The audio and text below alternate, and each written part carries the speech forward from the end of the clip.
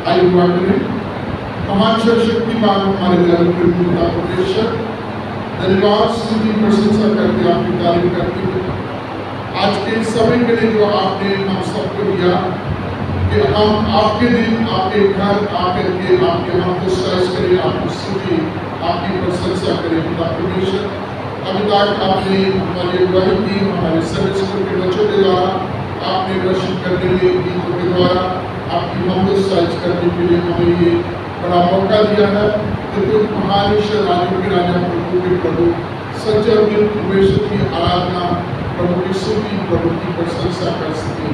खुदा परमेश्वर अपने वचनों को प्रमाणित करते हैं, हम खाली हैं खुदा, आप अपना वचन दें, अपनी बुद्धि अपने ज्ञान से हमें परिपूर्ण करें, तौफीक दें कि हम आपके वचनों के अनुसार अपना जीवन ठीक करें और अपनी जिंदगी से कामों से आपके नाम को ऊंचे उठा सकें। इस प्रार्थना को सुने हमारे प्रभु और उद्धारकर्ता मसीह यीशु के पवित्र नाम में, आमीन। परमेश्वर के पवित्र वचन के 4 हिस्सों में से प्रेरितों के काम उसका 10वां अध्याय और उसके 34 वचन से 43 वचनों तक पढ़ा गया है।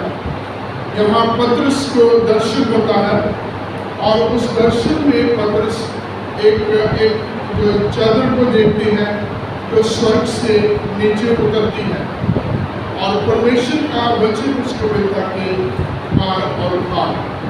और पतरस जो है उसको मना करते हैं कि जो अशुद्ध चीज है वह उसको नहीं करूँगा, मैं उसको हाथ नहीं लगाऊंगा। और ये बात पतरस के पास उस दर्शन में 2 बार कही गई और ये भी कहा गया कि जिसको परमेश्वर ने शुद्ध किया है परमेश्वर उसको अशुद्ध नहीं कर सकता। यहूदियों की रीति के अनुसार ये दोपहर का समय था और पतरस एक शमौन नामक जो चमड़े का काम करने वाला व्यक्ति था, समुद्र के किनारे उसका घर था, उसके घर में वो रुका हुआ था। और दोपहर के समय जब वो प्रार्थना करने के लिए बैठा तो वचन में लिखा है वो प्रार्थना करते समय बेसुध हो गया, या ये कहें जो हमारी स्पिरिचुअल लैंग्वेज है कि वो आत्मा में आ गया, आत्मा ने उसको प्रयास कर लिया और उसने फिर स्वर्ग से उस दर्शन को, उस चादर को जिसमें हर प्रकार के जानवर, हर प्रकार के पक्षी थे और जिसको आम व्यवस्था में शुद्ध अशुद्ध तमाम चीज़ों के तौर पर देखते हैं, वो सारे उसके बीच में उसने देखे और उसके पास ये वचन आया, उठ मार और खा। और वो मना करता कि मैं अशुद्ध चीज़ों को हाथ नहीं लगाऊंगा।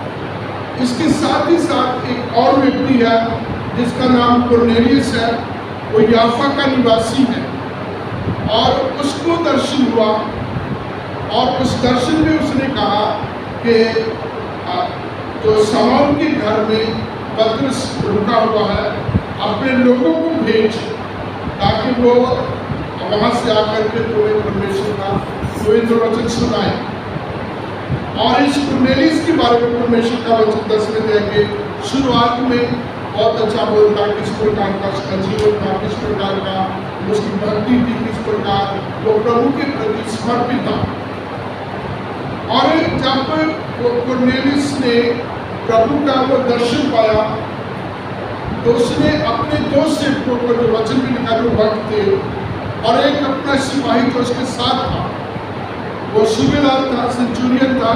और आप जानते हैं बाइबल के बीच में न्यू टेस्टामेंट में बहुत सारे ऐसे लोग हैं जो सूबेदार के नाम से जाने जाते हैं और वो प्रभु के पास आते हैं और प्रभु से कई प्रकार की वो आशीषों को पाते हैं। अब जो लूका के इंजील में पढ़ा गया उसका पिछला पहला हिस्सा 99 साल की विधवा के बेटे को जो जीवित करने से पहले भी सूबेदार का बेटे को प्रभु यीशु मसीह उसके नौकर को प्रभु यीशु मसीह चंगाई देती। तो ये कुरनेलियस ने अपने 3 लोगों को पतरस के पास भेजा और ये 3 लोग जब जाते हैं उस समय पतरस प्रार्थना कर रहा होता है और वही दर्शन जो कुरनेलियस को परमेश्वर ने दिया वही दर्शन परमेश्वर ने पतरस को भी दिया। और ये बात बहुत जो है हमारे समझने की है कि बहुत बार हम कहते हैं परमेश्वर ने हमने बात की, किसी व्यक्ति विशेष के बारे में हम बात करते हैं, भविष्यवाणी करते हैं। बहुत ऐसी चीज़ें होती हैं, किसी को जो है सेवा के लिए बुलाया गया। एक बाइबल की सच्चाई है कि जब परमेश्वर बुलाता है वो दोनों साइड से बात करता है और अपनी बात को पक्की करता है। एक ही बात होती है, उसमें किसी प्रकार का कोई भी अंतर नहीं होता। जब मूसा को परमेश्वर ने बुलाया उस बड़े काम के लिए जो मिस्रियों को एक लंबी गुलामी से मुक्त करना था, तो मूसा घबराया। मूसा उस जगह पर वापस जाने के लिए, मिस्र में जाने के लिए डरता था, संकोच करता था और उसने कई प्रकार के एक्सक्यूज़, बहुत प्रकार के बहाने लगाए। प्रभु मैं बोलने में बिल्कुल नहीं, प्रभु मैं मेरे से पूछेंगे तो मैं क्या जवाब दूंगा। और जब परमेश्वर हर चीज़ का उसको जवाब दे रहा, हर स्पीचेज को सपोर्ट दे रहा, उसने एक बात कही, प्रभु किसी और को नहीं, जो कि मैं बोलने में अच्छा नहीं। और इधर परमेश्वर से बात कर रहा है और दूसरी साइड पर परमेश्वर हारून से बात करता है, उसको उसके माउथपीस के तरह, उसकी तरफ से एक स्पोक्स पर्सन की तरह वो काम करेगा, स्मरण के सामने जाएगा। और जो मूसा एक अच्छी स्पीच की वजह से नहीं बोल पाएगा, वो हारून पूरा करेगा। इधर मूसा से बात की, उधर परमेश्वर ने हारून से बात की और दोनों ही एक दूसरे को एक ही बात करने के लिए मिलने के लिए परमेश्वर से इस प्रकार से बात की। बहुत बार हमारी जिंदगी में ऐसा होता है, हम किसी व्यक्ति विशेष के लिए इस प्रकार की भविष्यवाणी करते हैं और भविष्यवाणी वो दोनों तरफ, दोनों साइड से होनी चाहिए। एक साइड से नहीं कि एक ही बंदा कहे जा रहा दूसरे को बताइए। इस जो है दर्शन के मुताबिक पतरस जो है दोपहर के समय प्रेयर कर रहा है और ये तीन लोग उस जगह पर आके पूछते कि पतरस जी यहाँ रुका है, ठहरा हुआ है, उसका घर कहाँ है। और जब पतरस उसको पता लगता है, पतरस उसको अपने घर में बुलाता है और उसके घर उसको अपने घर में आकर के उनकी मेहमानबाजी करता है। फिर उनके साथ जाता है कुरनेलियुस घर में और जब उन लोगों से बातचीत होती है, उन लोगों को प्रभु का वचन देता है और जब उनके लिए प्रेयर करता है तो वचन में लिखा है कि वो अन्य जाति लोग, गैर यहूदी लोग, जब वो प्रार्थना में है, जब पतरस के हाथ रखने के द्वारा उनके ऊपर पवित्र आत्मा उनके ऊपर आता है और वो अन्य भाषा बोलने लगे। अन्य भाषा बोलने का मतलब है कि ये 3-4 बार मृत्यु के काम में ये घटना घटती है। जब पवित्र आत्मा का अभिषेक होता है तो उनमें बहुत सारी बातों के बीच में एक बड़ी निशानी ये है कि लोग अन्य भाषा बोलते हैं। अन्य भाषा का मतलब जो स्वर्गीय की भाषा है, जो पवित्र आत्मा की भाषा है, और बोलने वाला अपनी एक भाषा में बोल रहा है और सुनने वाले हर कोई अपनी अपनी मातृभाषा में सुन रहे हैं। प्रेरितों की काम दूसरा अध्याय, पेंतिकोस्त के दिन ये पहली घटना होती है। और उसके बाद हम जो है 10वें अध्याय में देखते हैं, फिर एक जगह और देखते हैं कि जब पवित्र आत्मा परमेश्वर के लोगों के ऊपर उतरा, उन्होंने गैर बीमार के प्रभु की आराधना की और सुनने वालों ने अचंभा किया और उन बड़े कामों को सुन करके प्रभु की स्तुति, प्रभु की प्रशंसा करते। इससे पहले जब पतरस प्रेयर में था, पतरस उस दर्शन में था, पतरस के साथ जब प्रभु बात कर रहा था और आवाज आ रही थी, उठ मार और खा, उसने सब नहीं मारा। और 34 वचन से लेकर के आगे 43 वचन तक जब हमने पढ़ा है तो इस वचन को वो कह रहा, अब मैं समझा कि परमेश्वर कभी किसी का पक्षपात नहीं करता।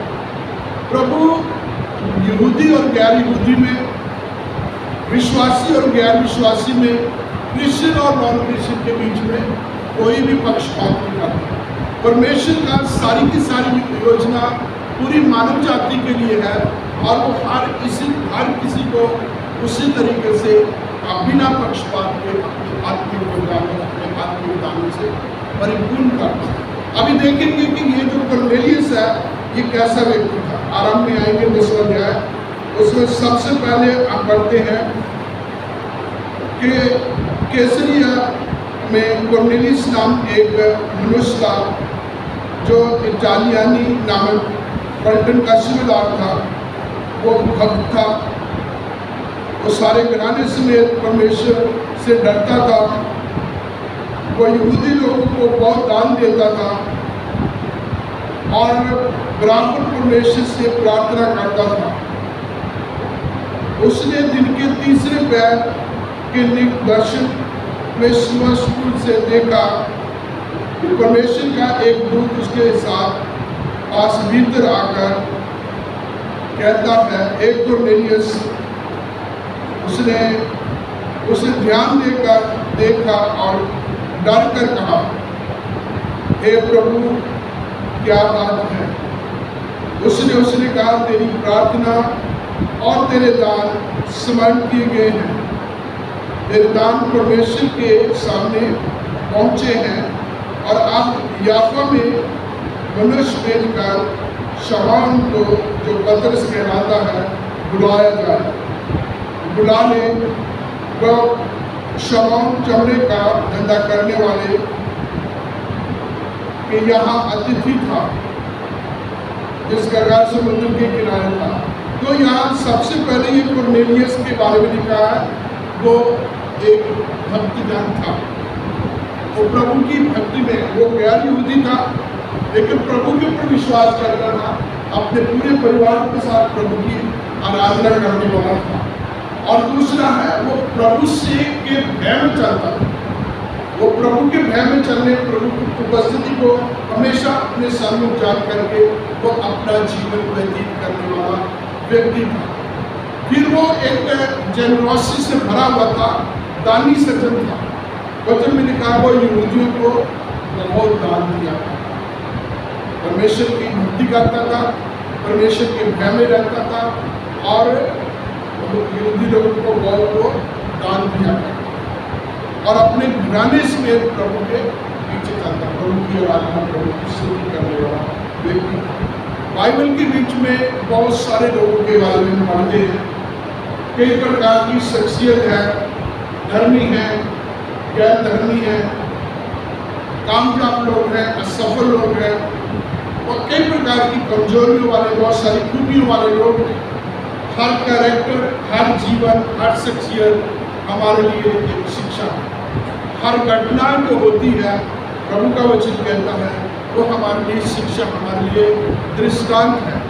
और ये जो कोर्नेलियस है, एक अन्यजाति बैकग्राउंड से आता है, वो मुझे सिखाता है, हम सबको सिखाता है कि हमें भक्ति से जीवन करना है, हमें प्रार्थना में समय बिताना है, हमें प्रभु के भय में चलना है और हमें अपनी कमाई में से, अपने कमाई के हिस्से में से प्रभु के नाम पर देकर के प्रभु की प्रतिष्ठा करना।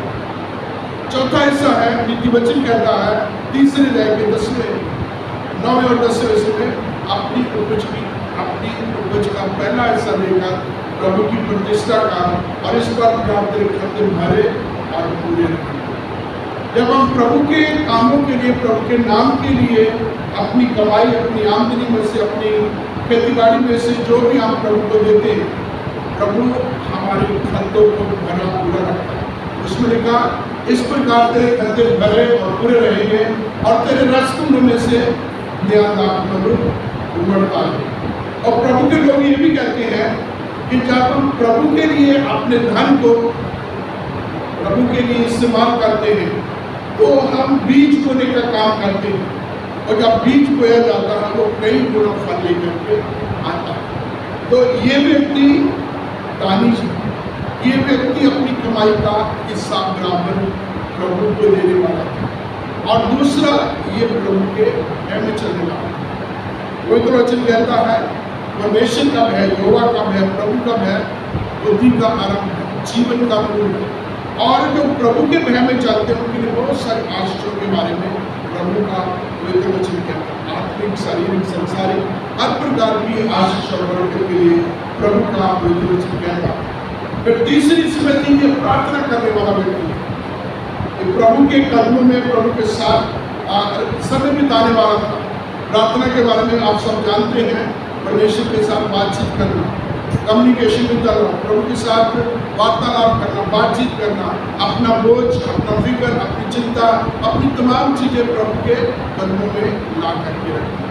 तो ये एक ऐसा व्यक्ति था जो प्रभु से प्रार्थना, प्रभु की आराधना करने वाला व्यक्ति था, और फिर पूरे घराने के साथ, भक्ति के साथ उसका जीवन करता था।